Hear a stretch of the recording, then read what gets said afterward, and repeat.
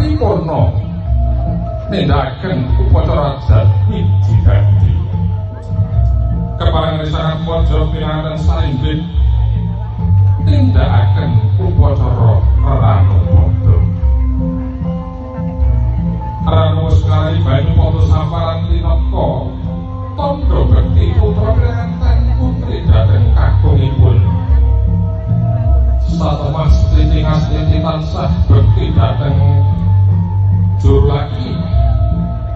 satemah hanjing wastani sangat pojok penganten putri Sedya hanjunjung derajatipun tiyang kekalihnya mugi tansah kanthi recet rasa budi lan karsa nggena bangun bali wisma satu program para sedaya satu